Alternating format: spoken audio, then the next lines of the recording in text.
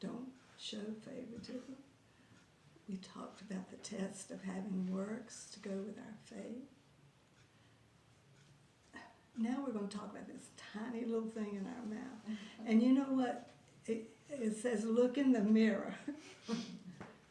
Could you just go to a mirror when you get home and stick out your tongue and see that tiny little thing in your mouth that we're going to talk about now?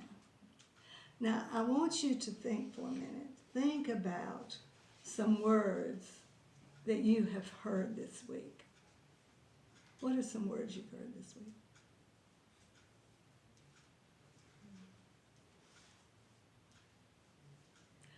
You mean you haven't heard anybody say anything to you? Oh my goodness, I can't I've heard believe mommy quite a lot. Yeah. All I'm hearing is Calvin's words. Mommy.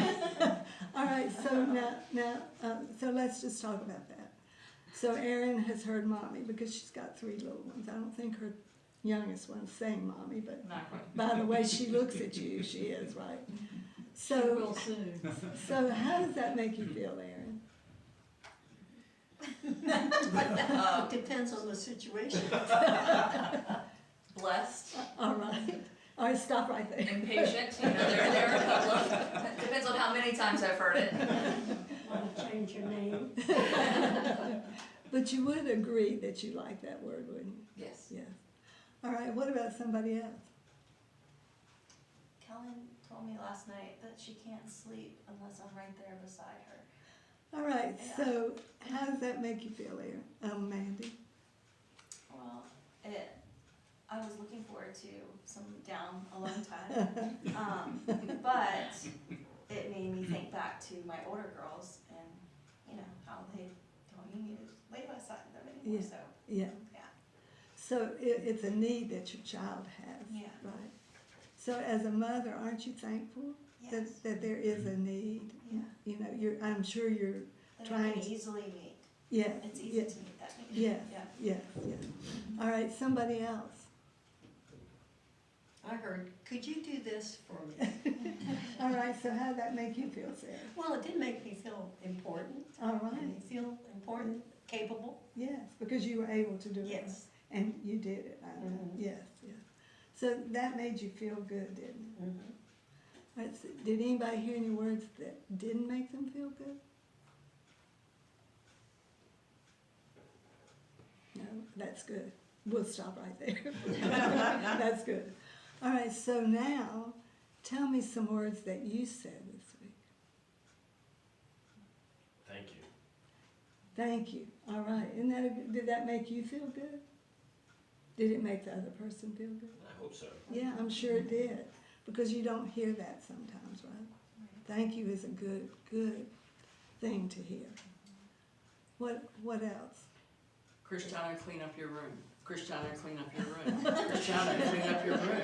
Christiana, why am I asking you to clean your room again? Christiana, clean up your room. All right, so Melinda, how did that make you feel? Frustrated. All right, some words do frustrate you. Yes, frustrates him as well as me. All right, but was that necessary to say? Yes. I've never seen his room. All right, you know he needed to hear that, right? So Melinda, you weren't being mean. On the 10th time, maybe. There's a little tone- more, the tone the was a tone little- changes. Okay, yeah. But really, it was a simple ask. and it was necessary, right? Correct. Yeah. If we wanted to find me. Yeah, yeah. So he might not have liked the words, No, but the words were necessary. correct. All right, anybody else want to say some words that you said this week? This is really good. What? This is really good. All right. Well, you said that to somebody. How do you think that made them feel? Oh, somebody said it to me. Oh, somebody said it to you. How'd that make you feel, Debbie? Felt good. Yeah, it was encouraging, wasn't it? Mhm. All right, do you see what our words do? And think about, you have I don't have one, but people have these watches that count their steps, What if you had one that counted your words? Mm. Can you imagine? I'd have no problem getting 10,000 in. Much better than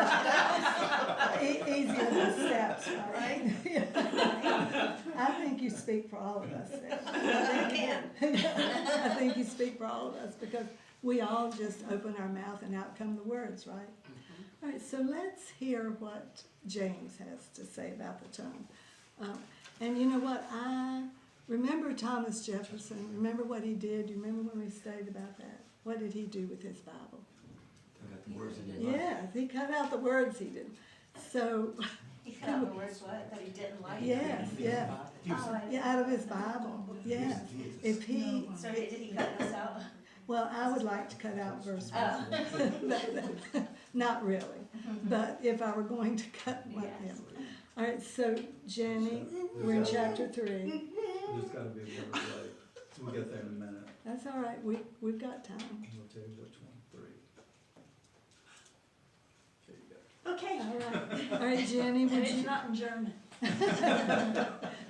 or Spanish or French or, all right, would you read 1 and 2, please?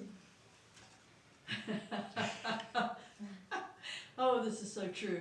Not many of you should become teachers, my fellow believers, because you know that we who teach will be judged more strictly. We all stumble in many ways. Anyone who is never at fault in what they say is perfect, able to keep their whole body in check. Thank you, Jenny.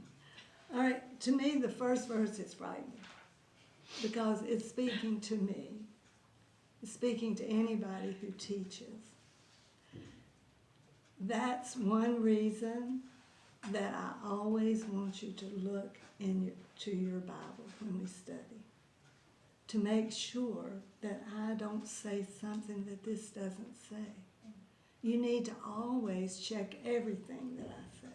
It's one of the things that is frightening to me, is that I might sometimes say something that is against what the Bible says. I pray that all the time. God, just help me not to say something that's not right. And I would ask for you to pray that for me, because look what it says. I'm going to be judged more strictly because I'm a teacher. Can you understand how frightening that is? Elaine, Yeah. Yeah. when I first read that, my first thought was teachers in a classroom. Mm-hmm. Obviously, I shouldn't be doing that. But I think everyone in here As a teacher. is a teacher. Mm-hmm. To someone. Mm-hmm. Yeah, Thank you, that's- I think Jenny. it's, Thank you. I So feel, it's not just you. I feel think so it's much just better. I think it's all of us. Yes, Yeah. yes, yes, yes. In how we behave, what example we Yeah. set. Yeah. I think he's talking to all of us. Okay. Well, All right, Jenny, there it is. I like that, Jenny. Let's go with that. How about that? Because I think if he had been, if he had been a little more specific in what he, the teacher part. well, he did say not many should be teachers. You see, That's why Jesus was so harsh to the scribes and Yeah, the Pharisees, yeah. the teachers yeah, of the law, Yeah. because they were doing minutia and Mhm. missing the important yeah, things. They were hindering yeah, the people yeah, rather than lifting them up. yeah. And it was their job Yes. to explain the scripture and to teach. But let's go with what Jenny said. I like that. Let's go with it. Because parents are teachers, aren't they? Grandparents are teachers, People right? who aren't parents are teachers. Yes, people, because somebody, I guarantee you, watching. somebody And learning. is watching what you do. Somebody. And they're either learning good or learning bad. And listen, they're listening. We're talking about the tongue now.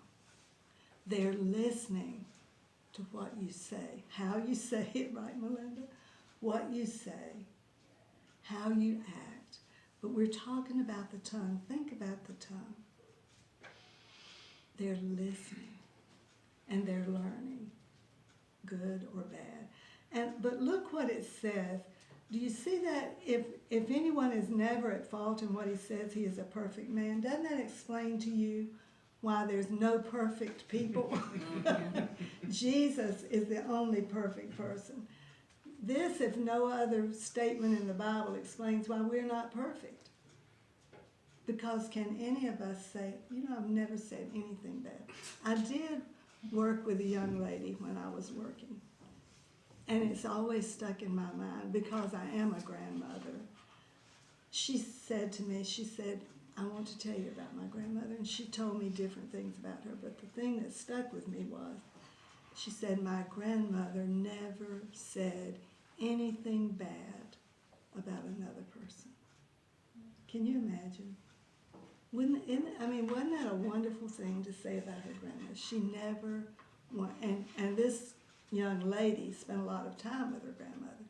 She said she never said anything bad. I thought, that's wonderful. Sounds like she's getting close to perfect, doesn't it? Close to it. All right, but so look, it talks about stumbling. In verse 2, we stumble, which I think stumble is sin. We all stumble in many ways. So we know that we're not perfect because, maybe you are, I'm not. Because I have said things that I shouldn't say. I've said things that I know I shouldn't say. Do you ever feel like the Holy Spirit is saying, don't say that, and then out it comes? Do you ever do that? I've done that. And I think he's saying, don't do that, don't do that. And just, it comes out. So this is what he's saying. And Jenny, I think he's saying we're going to all be judged. What do you think? It says in there we're going to have to give an account of every word we say. That sounds like being judged according to our words, right? Every word. That's what eternity's gonna be filled up with, instead of going down the list with every Yeah. person. No, I'm Yeah. just kidding. Yep, every word, every word. All right, so then, let's read 3 and 4, Jenny, please. When we put bits into the mouths of horses to make them obey us, we can turn the whole animal. Or take ships as an example. Although they are so large and are driven by strong winds, they are steered by a very small rudder wherever the pilot wants to go. All right, so these are 2 tiny things we're talking about. What does a bit do when you put a bit in a horse's mouth? What does it do? It presses on the tongue. Yes, and what does it make? What does it make? If you pull on the rein, which I assume, listen, I want to tell you, I attached. don't know. I've only The ridden a reins horse are one attached to time. the bit and the bridle. Yeah. Yes. So when you pull on the rein, what does it make the horse do? It tells them which way to go. Yes. That little tiny thing that's in the horse's mouth, you can control the horse, right? I think, maybe not Hopefully. always, I don't know. Like I said, I don't know, ride horses, but when you pull this way, the horse, otherwise maybe you just keep going straight. But when you pull this, kind of makes him go to the right or to the left. All right, so what about the rudder? Talks about a rudder. What does it do? It's little, right? Steers. It's steered. The pilot can make the ship go whichever way he wants it to go by, the way the rudder goes. You worked in the shipyard, that's right, isn't it? Yeah.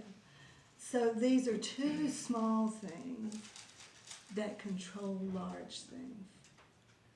A bit controls the large horse, and the rudder controls the large ship. 2 little things, right? So he's using them, talking about the tongue, which is small, and he uses these 2. So let's see what he says in 5 and 6, Jenny. Likewise, the tongue is a small part of the body, but it makes great boasts. Consider what a great forest is set on fire by a small spark. The tongue also is a fire, a world of evil among the parts of the body. It corrupts the whole body, sets the whole course of one's life on fire, and is itself set on fire by hell. All right, so what does that say about this little piece we've got in our mouth? What does it say about it? We can vent our feelings. What did you We can vent our feelings. And we do, don't we? It Yeah. can bring great destruction. Fires destroy, don't they? My brother had a house fire, and it destroyed the things in the house as well as the house. Destroyed. Fires destroy. And you know, a lot of big fires have been started because somebody threw a cigarette or something like that, or they had a fire and a spark got over into the brush and started a big fire. It can take just a little spark to start a big fire, right? So what does it say then? Our tongue, how can it start a fire? Or it said it is a fire. It says the tongue is a fire, a world of evil. What does that mean? It corrupts the whole person. Corrupts too. the whole- Mine says, Yes, that little tongue That corrupts the whole person. yes. Because it's kind of like what Jenny said. Now go back to what she said about all of us being teachers. Because it corrupts everybody we have influence over, doesn't it? Just think about that. Just like a little spark starts a big fire. With what we say with this tongue, we can ruin another person, can't we? By the things that we say to the person.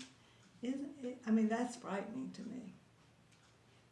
That to me, that says we need to really think before we speak. Remember, we talked about where James said, "Be quick to listen and slow to speak." Remember, we talked about that.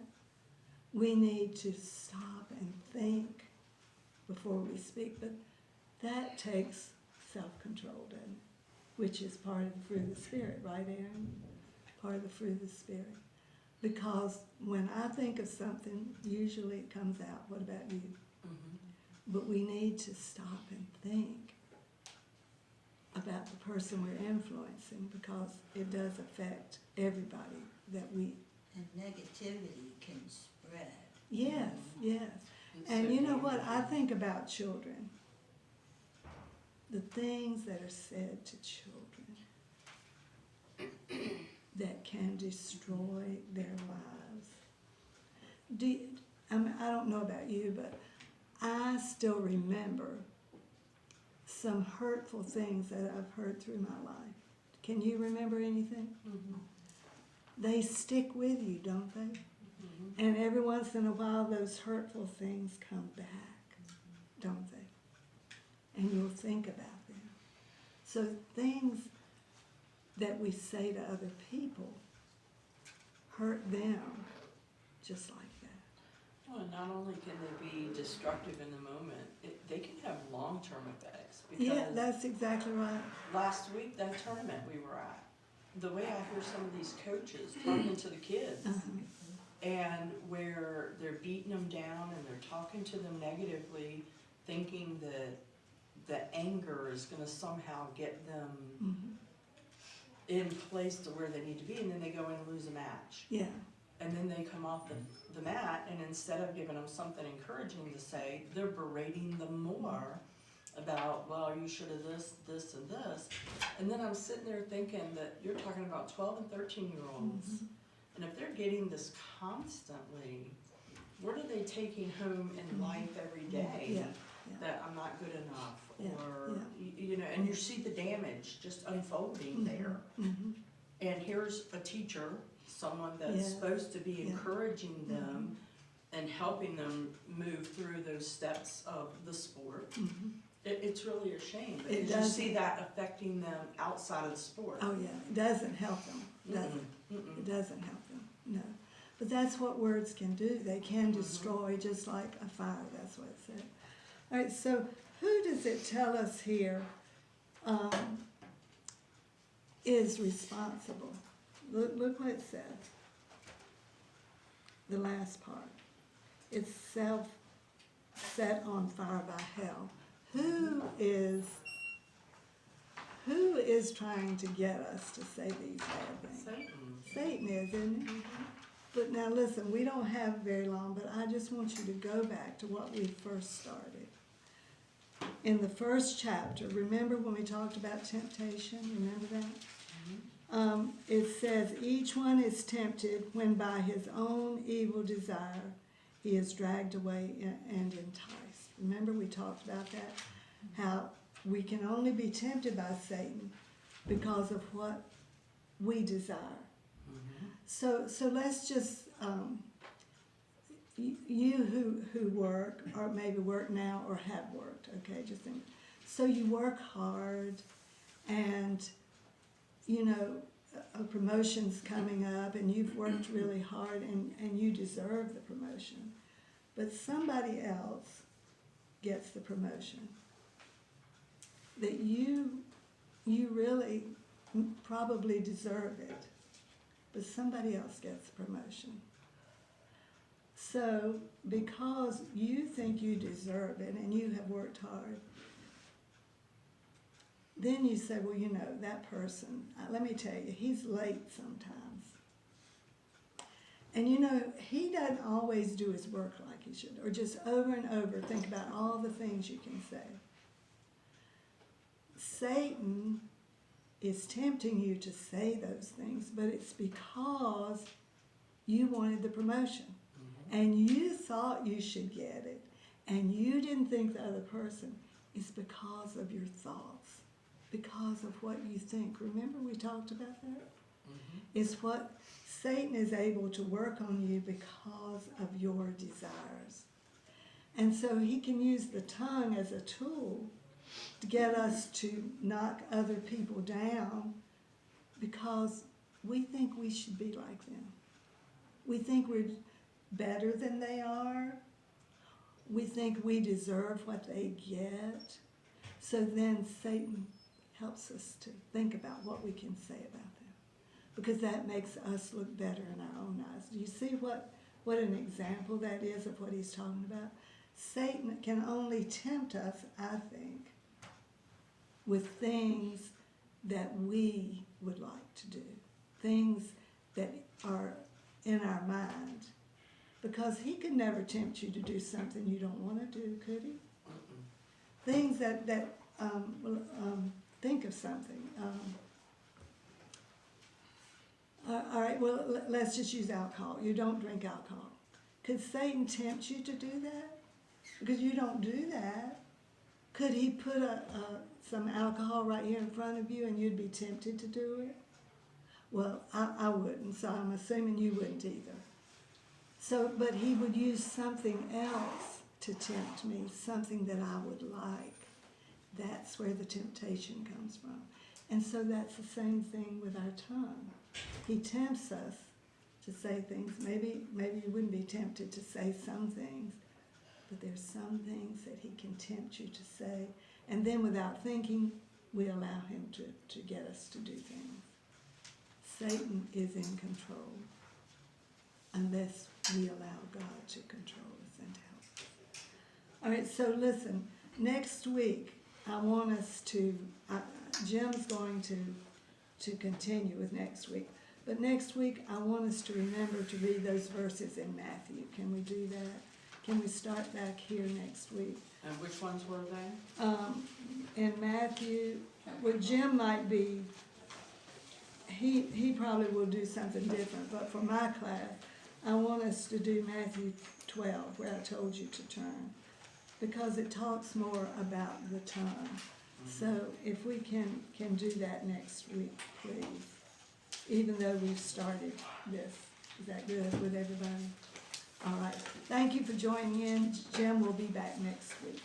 So we're going to have our prayer time now. Elaine, when most of the time when we're tempted to say something probably based on some feeling of inadequacy, and we don't